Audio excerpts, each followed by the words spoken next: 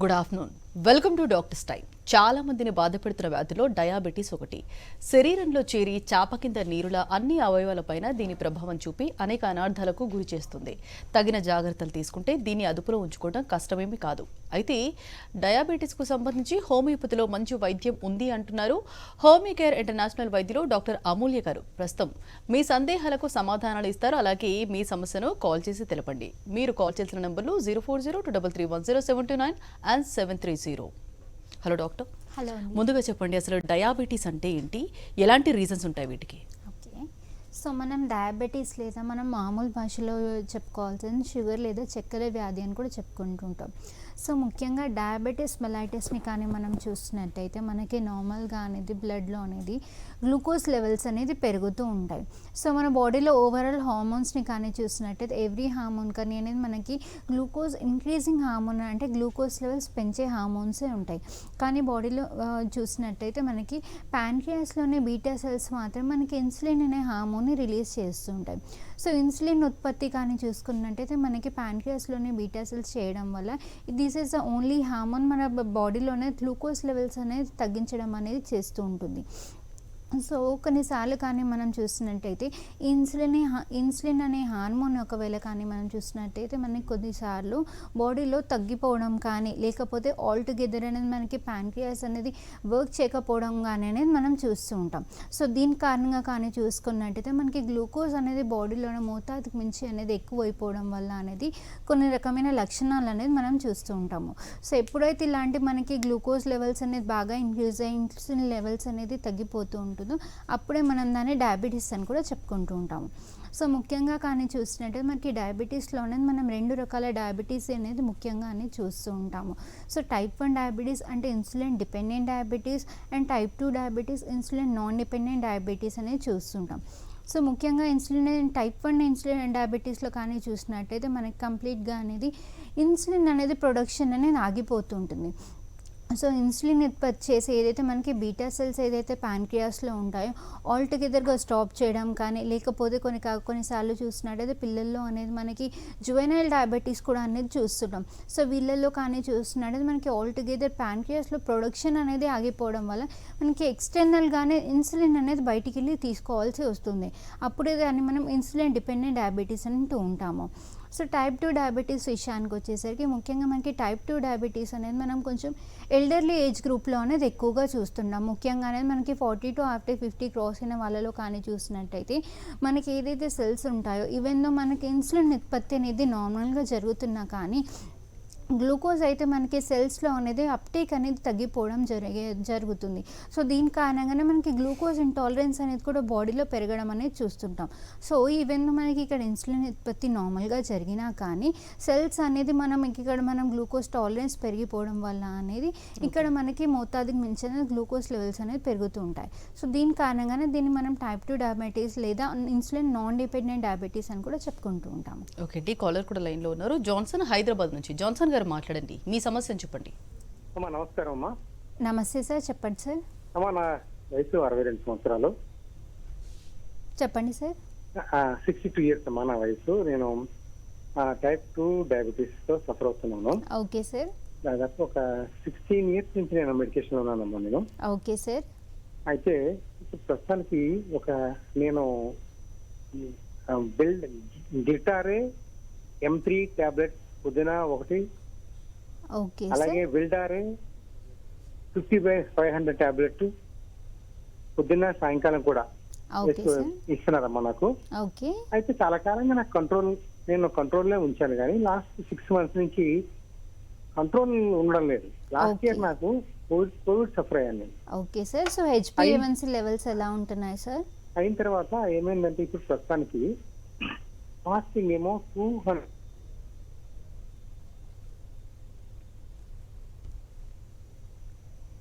Right, చెప్పండి.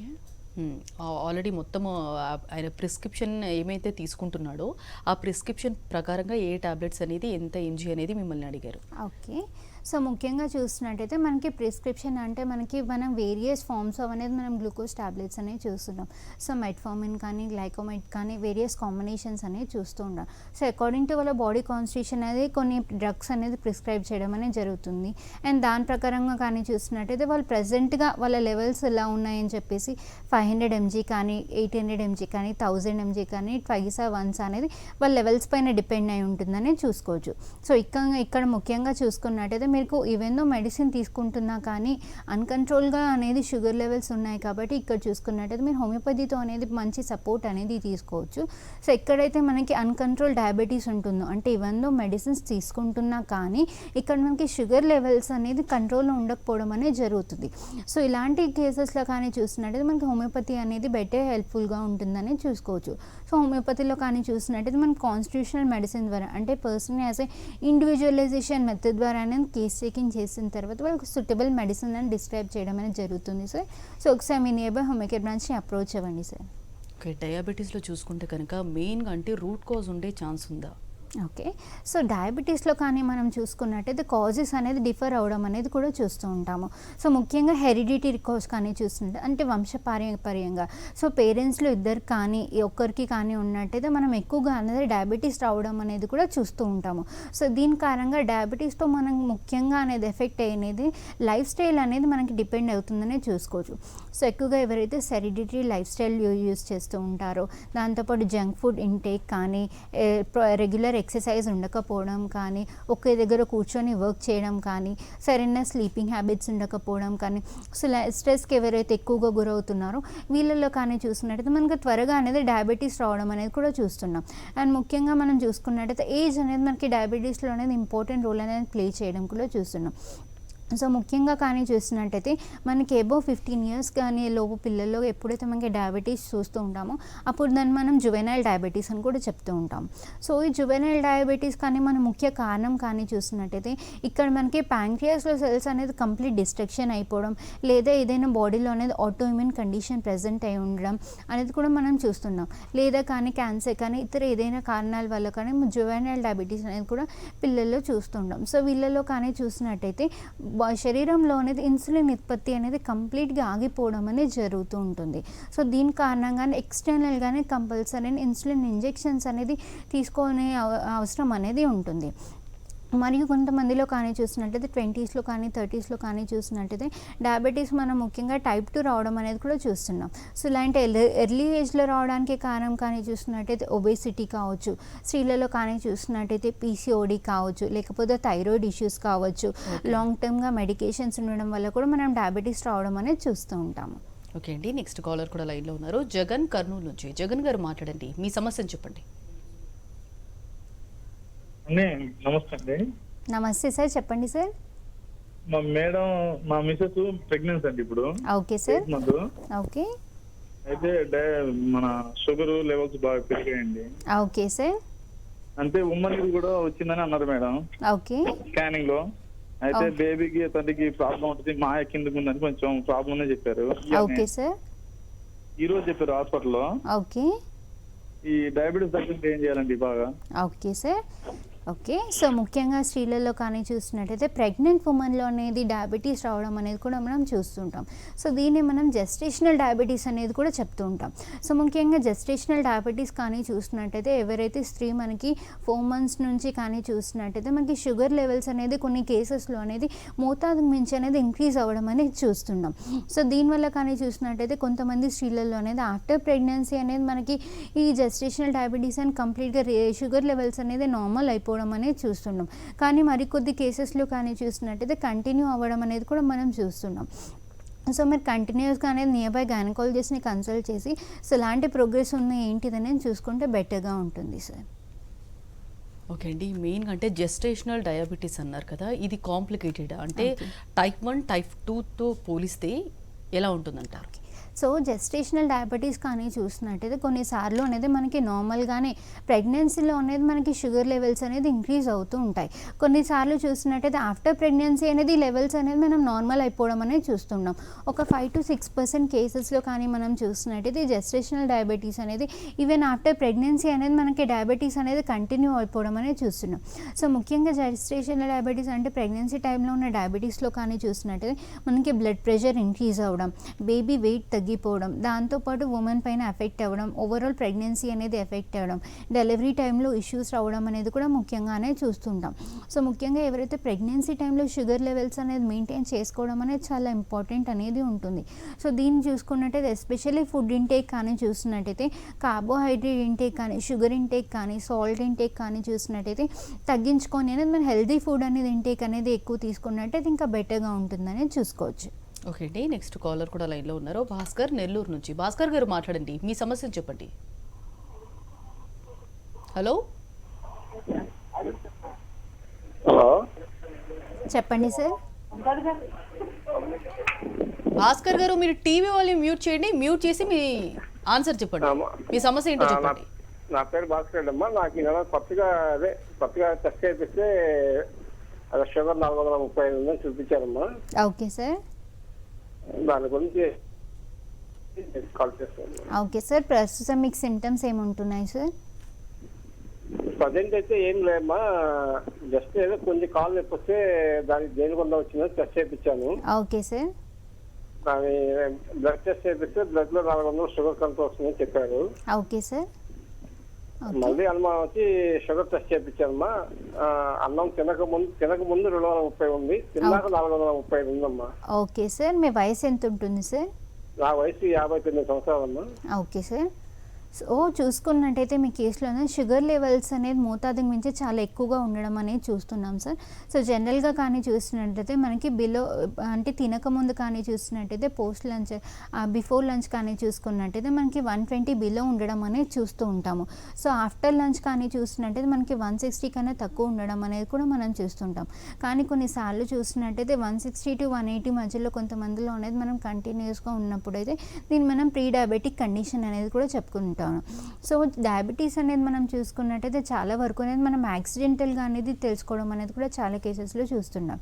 So ముఖ్యంగా diabetes లక్షణాలు కానీ చూసినట్టయితే వెయిట్ లాస్ అవ్వడం, నిద్ర లేకపోవడం, సరిగా ఆకలి ఉండకపోవడం, ఫుడ్ తీసుకుంటున్నా కానీ కంటిన్యూస్గా వెయిట్ లాస్గా ఉండడం, అలసిపోయినట్టుగా ఉండడం, చేతులలో కాళ్ళలో తిమ్మెరలు ఉండడం, మంటల్లాగా ఉండడం అనేది మనం రెగ్యులర్గానే చూస్తున్నాం. మరియు కొన్ని కేసెస్లో కానీ చూసినట్టయితే యూజువల్ ఎవరికైతే దీర్ఘకాలికంగా థైరాయిడ్తో కానీ, ఒబిసిటీతో కానీ, పీసీఓడితో కానీ చూసినట్టయితే ఎవరైతే దీర్ఘకాలికంగా బాధపడుతున్నారో యాజ్ ఎ కాంప్లికేషన్గా అనేది కూడా మనం డయాబెటీస్ అనేది డెవలప్ అవ్వడం అనేది కూడా మనం చూస్తూ ఉంటాము. సో మీకు ఇక్కడ షుగర్ లెవెల్స్ అనేది మోతాదుకు మించి ఎక్కువ ఉంటున్నాయి కాబట్టి ఇక్కడ అన్కంట్రోల్ డయాబెటీస్ అనేది కూడా మనం చూసుకోవచ్చు sir. So even after medicine intake ఎలా ఉంటుంది అనేది మనం కూడా చెక్ చేసుకోవాల్సి ఉంది సార్. సో హోమియోపతిలో కానీ చూసినట్టయితే ఇలాంటి అన్కంట్రోల్ డయాబెటీస్కి అనేది మనకి చక్కని చికిత్స అనేది అవైలబుల్గా అనేది ఉంది. సో మనం డైట్తో పాటు మెడిసిన్తో పాటు మనకి హోమియోపతి మెడిసిన్స్ అనేది తీసుకున్నట్టయితే మనకి షుగర్ లెవెల్స్ అనేది కంట్రోల్ ఉండడానికి చాలా హెల్ప్ఫుల్గా ఉంటుంది సార్. సో ఒకసారి మీ నియర్ బై హోమియోకేర్ బ్రాంచ్ని అప్రోచ్ అవ్వండి సార్. సో నెక్స్ట్ కాలర్ కూడా లైన్లో ఉన్నారండి. శ్రీనివాస్ సిద్దిపేట నుంచి. శ్రీనివాస్ గారు మాట్లాడండి, మీ సమస్యను చెప్పండి. మేడం మా పాపకి షుగర్ అటాక్ అయ్యి ఇప్పుడు 7 years అవుతుంది. ఇప్పుడు 12 years ఉంది మేడం పాప. ఓకే. అదే డయాబెటీస్ తోటి ఇబ్బంది పడుతుంది మరి. ఓకే, ఎన్ని సంవత్సరాలు అవుతుందమ్మా? 7 years అవుతుంది మేడం. 7 years అవుతుంది. ఇప్పుడు ఇన్సులిన్ ఇంటేక్ ఎంతగా తీసుకుంటున్నారు? అయితే ఇక్కడ లాంటస్ ఆపిట్రా ఇస్తున్నాం మేడం. ఓకే ఓకే అండి. సో మనం దీన్నే జువెనైల్ డయాబెటీస్ కేసెస్ అని కూడా తీసుకుంటుంటాం. సో కొన్నిసార్లు కానీ చూసినట్టయితే పిల్లల్లో అనేది ఇలాంటి మనకి ఫీవర్ అవుట్ బ్రేక్స్ అయిన తర్వాత కానీ చూసుకున్నట్టయితే కొన్నిసార్లు అనేది మనకి ఆటో ఇమ్యూన్ కండిషన్స్ అనేది డెవలప్ అవ్వడం అనేది కూడా జరుగుతుంది. దాంతోపాటు కొంచెం ఫీవర్ కండిషన్స్లో కానీ చూసినట్టయితే మనకి ప్యాంక్రియాస్లోని బీటా సెల్స్ కూడా అనేది కంప్లీట్గా డెత్ బర్త్ తినడం అనేది కూడా చూస్తూ ఉంటాం. సో దీని కారణంగా కానీ చూసినట్టయితే బాడీలో అనేది ఇన్సులిన్ ఉత్పత్తి అనేది కంప్లీట్గా ఆగిపోవడం అనేది చూస్తూ ఉంటాము.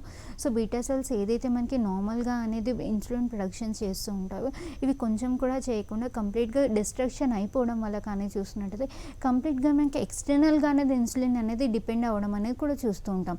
దీన్ని టైప్ 1 లేదా జువెనైల్ డయాబెటీస్ లేదా ఇన్సులిన్ డిపెండెంట్ డయాబెటీస్ అనేది కూడా చెప్పుకుంటూ ఉంటామమ్మా. సో ఈ కేసెస్లో కానీ చూసినట్టయితే ఇక్కడ మనకి బీటా సెల్స్ అనేది కంప్లీట్గా డిస్ట్రక్ట్ అయ్యాయి కాబట్టి ఎక్స్టర్నల్గా అనేది మనకి ఇన్సులిన్ సపోర్ట్ అనేది కంపల్సరీ ఉంటుందమ్మా. సో దీంతో పాటు ఇన్సులిన్తో పాటు ఏదైతే మనకి డయాబెటీస్తో పాటు వచ్చే కాంప్లికేషన్స్ ఉంటాయో వీటిని అనేది మనం హోమియోపతితో అనేది చక్కగా అనేది క్లియర్ చేసుకోవచ్చమ్మా. సో ఒకసారి మీ నియర్ బై హోమియో కేర్ బ్రాంచ్ని అప్రోచ్ అవ్వండి అమ్మా. ఓకే అండి, మెయిన్గా వీటిలో చూసుకుంటే కనుక డయాబెటీస్కి సంబంధించి ఎక్స్పెషల్లీ అంటే ఒక్కసారి డయాబెటీస్ అటాక్ అయితే అంటే స్టార్టింగ్ స్టేజ్లో ఏమీ గుర్తించలేమా, అంటే ఇది కంట్రోల్లో పెట్టుకుంటారు కానీ మానదు అనేది చాలామందికి తెలుసు. ఎలా అంటారు దీని గురించి? సో డయాబెటీస్లో కానీ చూసినట్టయితే మనకి ఇది ఏజ్ ఫ్యాక్టర్ పైన డిపెండ్ అవుతుందని చూసుకోవచ్చు. సో ముఖ్యంగా టైప్ 1 డయాబెటీస్లో కానీ చూసినట్టయితే మనకి ఇక్కడ కంప్లీట్గా అనేది బీటా సెల్స్ అనేది మనకి డిస్ట్రక్షన్ అయిపోయి కంప్లీట్ ఇన్సులిన్ ప్రొడక్షన్ ఆగిపోతుంది కాబట్టి ఇక్కడ మనకి ఇన్సులిన్ అనేది కంపల్సరీ డిపెండెంట్ తీసుకోవాలి. ఎందుకంటే బాడీలో మనకి ఇన్సులిన్ తప్ప ఏ ఇతర హార్మోన్ కూడా మనకి గ్లూకోజ్ లెవెల్స్ అనేది తగ్గించదు కాబట్టి ఎక్స్టర్నల్ గ్లూకోజ్ సపోర్ట్ అనేది మనకి కంపల్సరీ అని చెప్పుకోవచ్చు. మనం టైప్ 2 డయాబెటీస్ విషయానికి వచ్చేసరికి మనకి ఇక్కడ ఏజ్ ఫ్యాక్టర్ అనేది మెయిన్గా ప్లే చేస్తుందని చెప్పుకోవచ్చు. సో ఎర్లీ ఏజెస్లో కానీ చూసుకున్నట్టయితే మనకి 25 to 35 ఇయర్స్ లోపల వాళ్ళలో కానీ చూసినట్టయితే ఎర్లీ స్టేజ్లో అంటే ఇనీషియల్ స్టేజెస్ ఆఫ్ డయాబెటీస్లో ఎప్పుడైతే డెవలప్ అవుతుందో వీళ్ళలో కానీ చూసినట్టయితే కొద్ది రోజులు అనేది మనకి డైట్ అనేది మెడికేషన్ సపోర్ట్ తీసుకున్న తర్వాత యాజ్ లాంగ్ యాజ్ మనకి లెవెల్స్ అనేది కంట్రోల్లో ఉంటాయి అప్పుడు మనం రివర్సిబుల్ కండిషన్గా ఉంటుందని చూసుకోవచ్చు.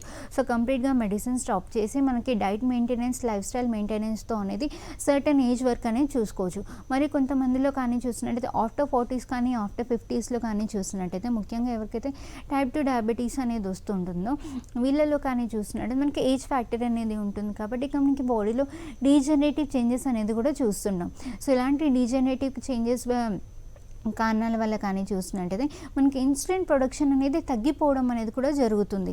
లేదా మనం కొన్నిసార్లు కానీ చూసినట్టయితే ఇన్సులిన్ ఉత్పత్తి ప్రాపర్గా ఉన్నా కానీ మనం సెల్స్ అనేది మనకి శరీరంలో ఉండే కణాలు అనేది గ్లూకోజ్ ఉత్పత్తి తీసుకోకపోవడం వల్ల మనకి ఇక్కడ గ్లూకోజ్ ఇంటాలరెన్స్ అనేది పెరగడం అనేది జరుగుతుంది. సో దీని కారణంగా కానీ చూసుకున్నట్టయితే మనకి గ్లూకోజ్ లెవెల్స్ అనేది బాడీలో అనేది మోతాదుకి మించి ఎక్కువ జరగడం అనేది జరుగుతుంది. సో ఇలాంటి వాళ్ళలో కానీ చూసినట్టయితే మనకి మెడికేషన్స్ అనేది నెసెసరీ అనేది చూసుకోవచ్చు. సో ముఖ్యంగా మనకి డయాబెటీస్లో అనేది control diabetes and uncontrol diabetes అనేది కూడా మనం ముఖ్యంగా చూస్తున్నాం. సో కంట్రోల్ డయాబెటీస్లో కానీ చూస్తున్నట్టయితే మనకి డైట్ విత్ మెడికేషన్స్ అనే మనకి లైఫ్ స్టైల్తో కానీ చూసినట్టయితే మనకి with in limits sugar levels ఉండడం అనేది చూస్తూ ఉంటాం.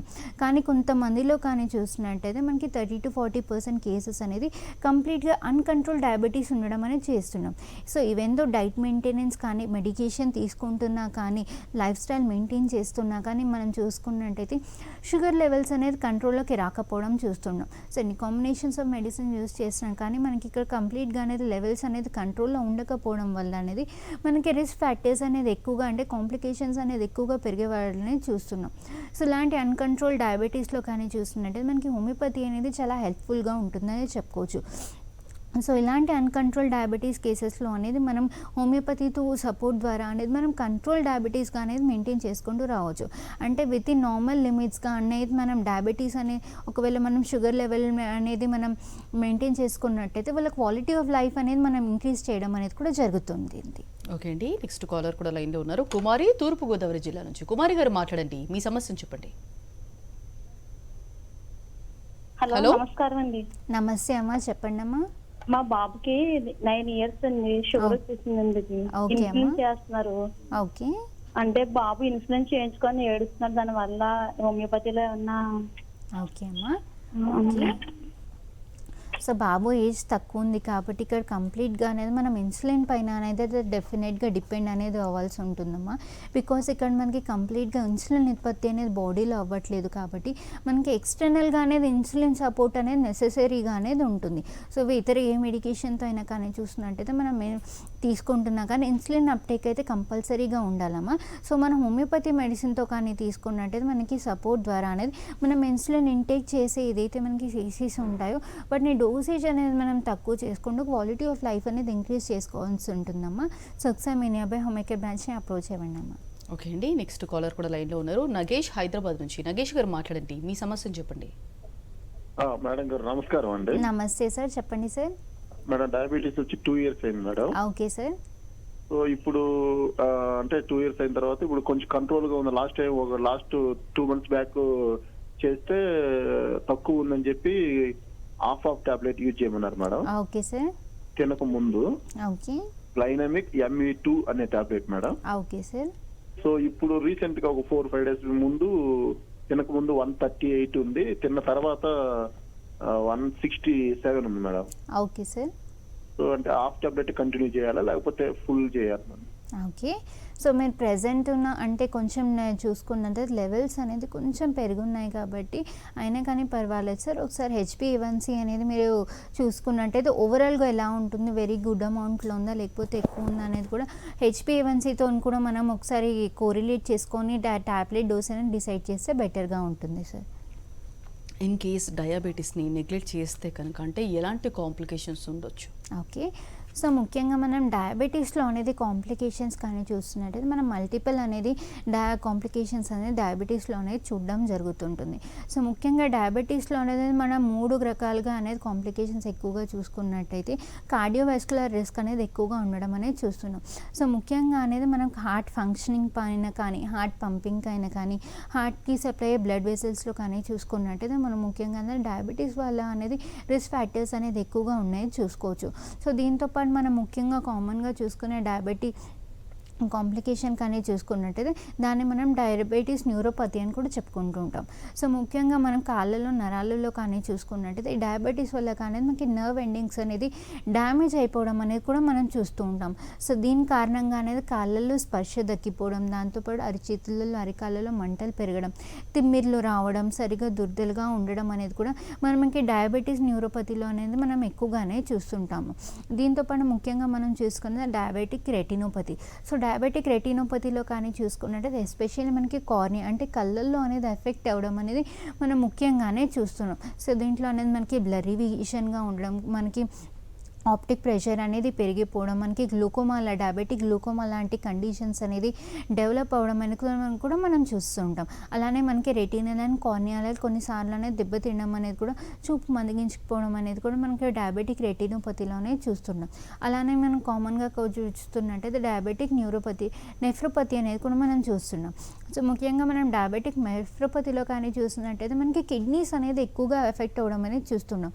సో ఇక్కడ కానీ చూస్తున్నట్టయితే మనకి కిడ్నీ ఫంక్షనింగ్ అనేది తగ్గిపోవడం, యూరిన్ అవుట్పుట్ తగ్గిపోవడం, దాంతోపాటు హైడ్రోనెఫ్రోసిస్ లాంటి కండిషన్స్ అనేది డెవలప్ అవడం అనేది కూడా మనం చూస్తున్నాం. సో ముఖ్యంగా మనకి డయాబెటీస్లో ఇంకొక కాంప్లికేషన్ కానీ చూస్తున్నట్టయితే మనం కామన్గా అనేది స్కిన్ ఎలర్జీస్ అనేది డయాబెటిక్ పేషెంట్స్లో అనేది ఎక్కువగా చూస్తుంటాం. సో చర్మం పైన ఎక్కడైనా కానీ ఇచ్చింగ్ కానీ ర్యాషెస్ లాగా ఏర్పడడం కానీ, మనకి నాన్ హీలింగ్ వూండ్స్ కానీ అంటే చర్మం పైన కానీ ఎక్కడైనా కానీ ఇలాంటి గాయమైనా కానీ తొందరగా మానకపోవడం కానీ హీల్ అవ్వకపోవడం, కొన్నిసార్లు చూస్తున్నట్టయితే మనకి డయాబెటిక్ ఫుట్ అల్సర్స్ డెవలప్ అవ్వడం అనేది కూడా చూస్తున్నాం. సో ముఖ్యంగా కాళ్ళ దగ్గర కానీ చూసినట్టయితే స్పర్శ అనేది తగ్గిపోవడం జరుగుతుంది కాబట్టి ముఖ్యంగా వాళ్ళకి తెలియకుండా అనేది మనకి ఇక్కడ కాళ్ళలో ఇంజరీస్ అనేది కూడా ఎక్కువ అవ్వడం చూస్తున్నాం. సో ఇలాంటి కారణాల వల్ల మనకి ఇక్కడ అల్సర్స్ లాగా ఫామ్ హీల్ అవ్వకపోవడం అనేది కూడా చూస్తూ ఉంటాం. డయాబెటీస్ గురించి చాలా డీటెయిల్గా ఎక్స్ప్లెయిన్ చేశారండి. Thank you.